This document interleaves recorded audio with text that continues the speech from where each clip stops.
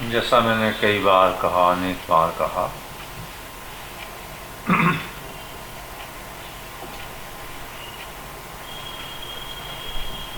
अपना कर्तव्य कर्म खूब निष्ठा से करते हुए फिर जो समय शक्ति बचे वो भगवान के ध्यान में, भजन में लगाते रहना चाहिए। क्योंकि जैसे ये 50 वर्ष, किसी के 55-54 वर्ष, किसी के 40, किसी के 30, किसी के 20 वर्ष चले गए, ऐसे ही जो शेष समय बचा है वो भी चला जाएगा। इसी प्रकार से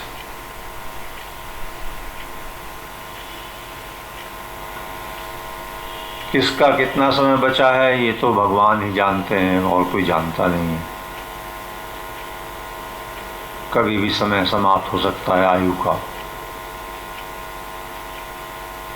प्रारब्ध के अनुसार आयु है पहले से निश्चित, लेकिन भगवान का विधान सर्वोपरि होता है। प्रारब्ध के नियंता भी, प्रारब्ध के संचालक भी भगवान ही है।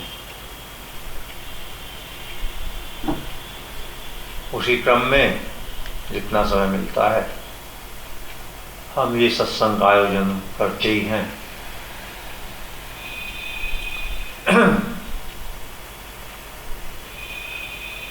आज शाम के बजाय ऐसा विचार बना साधकों का कि प्रातःकाल अब 10:30 बजे से कर लें और उसमें थोड़ा कीर्तन रख लें।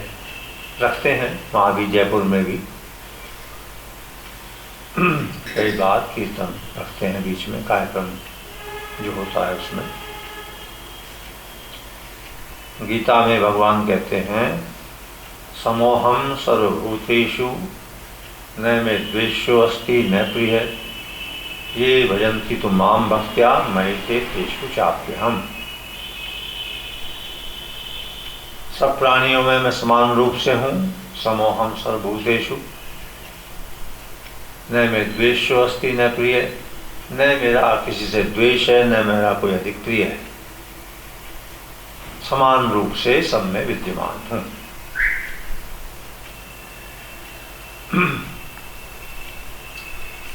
वो जो सत्ता रूप में चिन्मय तत्व विराजमान है सदा से ही, वो सब में समान रूप से है। ये तो एक बात कही भगवान ने।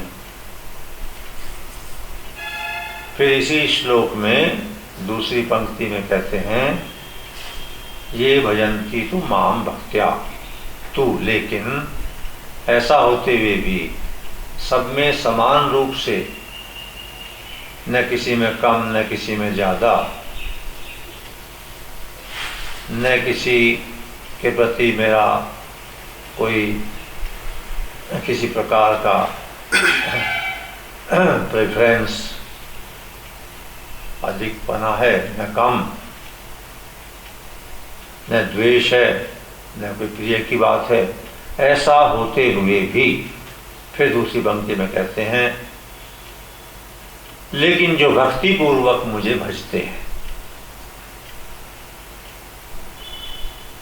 ये भजन्ति तु माम भक्त्या, लेकिन जो भक्ति पूर्वक मेरा भजन करते हैं, मयि ते तेषु चाप्यहम्, वे मुझ में और मैं उनमें अधिक हो जाता उनकी भक्ति के कारण।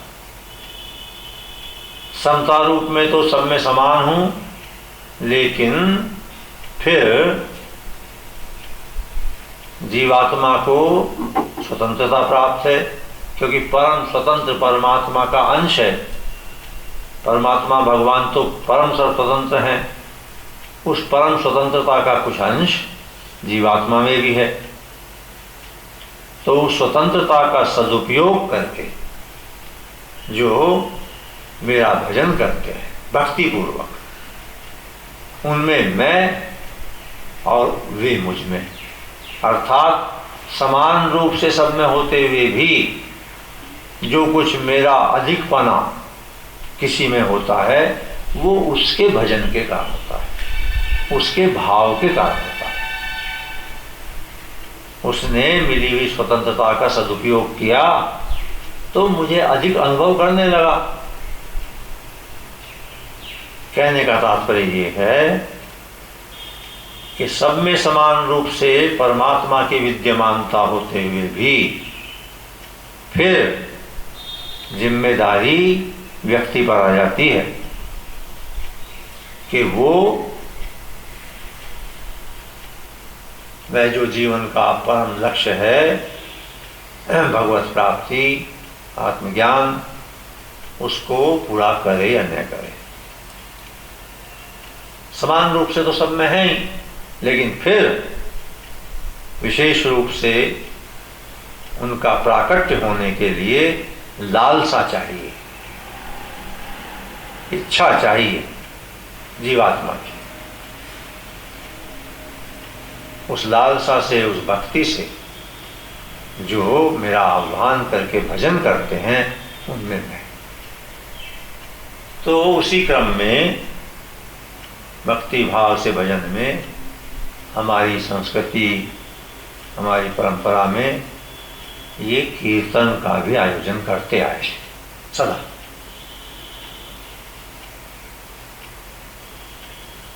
कीर्तन में सामूहिक रूप से जब बैठ करके भगवान का आह्वान करते हैं तो वही भगवत तत्व जो सब जगह समान रूप से विद्यमान है, उस वातावरण में, उन मानवों में अधिक रूप से उनके अनुभव में आने लगता है।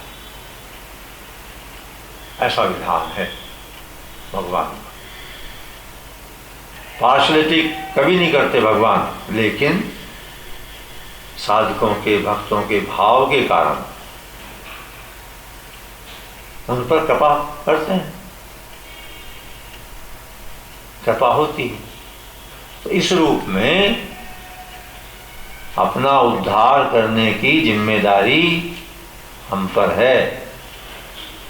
उद्धार तो होगा भगवत कृपा से, लेकिन इधर से अभिमुख होने की जिम्मेदारी, उस तरफ बढ़ने की जिम्मेदारी, देखने की जिम्मेदारी, जो थोड़ी सी स्वतंत्रता मिली है उसका सदुपयोग करने की जिम्मेदारी सब पर है। चाहे जीवन बना लें, चाहे जीवन खराब कर लें। ये थोड़ी बात मैंने बताई।